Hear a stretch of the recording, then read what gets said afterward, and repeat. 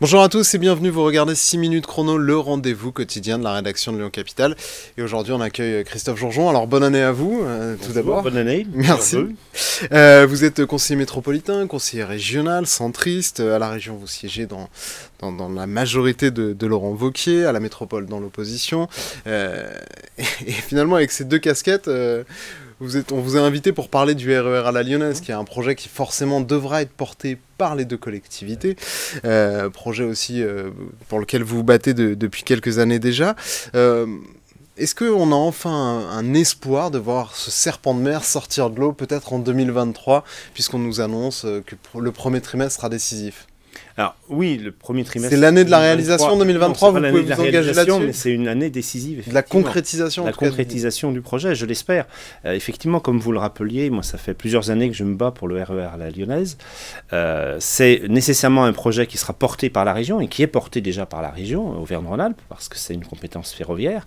Mais ce projet-là, il ne pourra se réaliser qu'à deux conditions. La première, c'est que toutes les agglomérations, et en particulier la métropole de Lyon, participent à ce projet-là.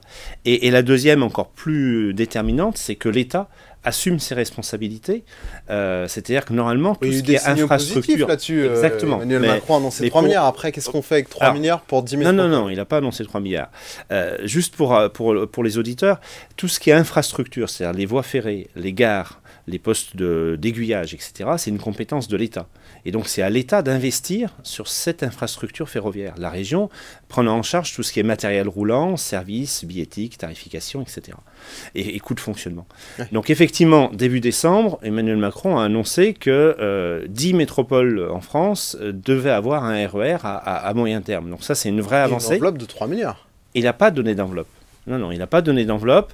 Il a dit que voilà. Il y aurait des RER et que l'État serait au rendez-vous. Maintenant, effectivement, on attend la concrétisation de cette annonce présidentielle sur les budgets qui seront mobilisés, le calendrier. Et puis, au-delà des métropoles, il y a aussi tout l'enjeu des petites lignes et de la desserte ferroviaire du quotidien. Sachant que le RER à la Lyonnaise est estimé fourchette basse 1,5 million, fourchette haute 7 millions de... 7 milliards, excusez-moi. 7 milliards d'euros. Vous, la région, vous pourriez mettre combien ?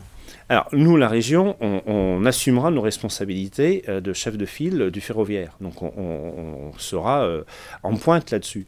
Le projet, c'est 7 milliards d'euros à échéance 2035. Donc il y a forcément quelque chose qui va être phasé année après année en fonction des budgets et de la chronologie. C'est des voies qui sont beaucoup plus compliquées, notamment quand on part vers l'Est et qu'on doit passer par la gare de la Part-Dieu, ça devient compliqué. Tout à fait, il y a des secteurs qui sont plus compliqués. Donc il y aura des choses qui vont avancer rapidement, notamment le BHNS Lyon-Trévoux. Bus à haut niveau de service. Bus à haut niveau de service, merci. Ça, c'est déjà dans les tuyaux et c'est livré 2026-2027. Il y a le quart d'heure, un train tous les quarts d'heure sur Brignais.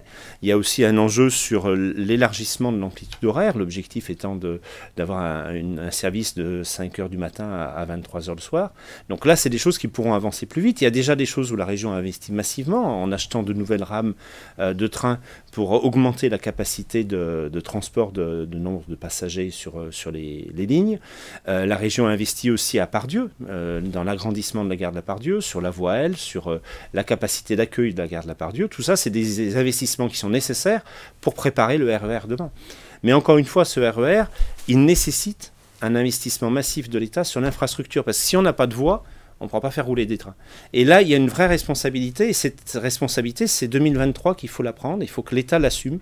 Et derrière, la région, elle sera au rendez-vous pour effectivement mettre en place rapidement, aussi rapidement que possible, le RER à la Lyonnaise, avec les agglomérations, avec la métropole de Lyon.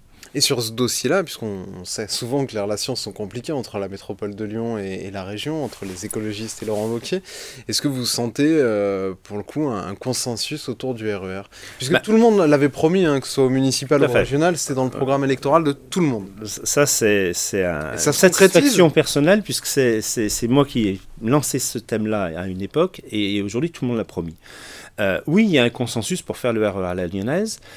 Frédéric Aguilera, qui est le vice-président en charge du ferroviaire à la région, travaille régulièrement avec Jean-Charles Colas au niveau de la métropole de Lyon.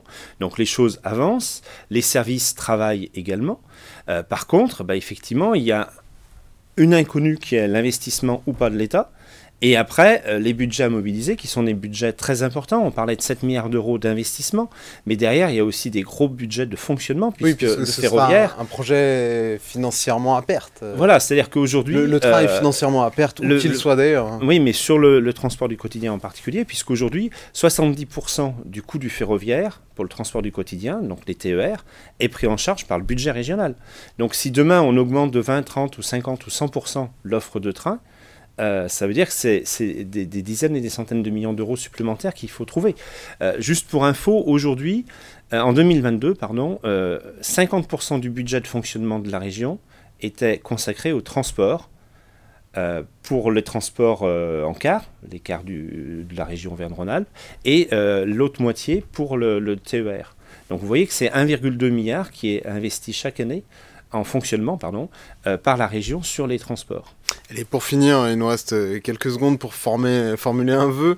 Vous pensez, ou en tout cas sortir les boules de cristal, vous pensez qu'on y verra plus clair vraiment fin du premier semestre, au plus tard 2023, on saura si ce projet est viable? Oui, parce qu'on a le contrat de plan État-région volet infrastructure qui doit être signé d'ici la fin de l'année avec l'État. Et donc, du coup, dans ce contrat de plan, on verra clairement l'investissement que l'État veut faire sur les RER et le RER... Donc, il y aura un RER, quoi qu'il arrive. Enfin, il y aura des RER. On ira vers des RER en 2023. Voilà, oui. Reste à savoir maintenant l'ampleur du réseau. Et l'ampleur du réseau. Merci beaucoup Christophe Georgeon d'avoir répondu à notre invitation et à nos questions. Moi, je vous retrouve très bientôt pour une nouvelle édition de 6 minutes chrono. Au revoir.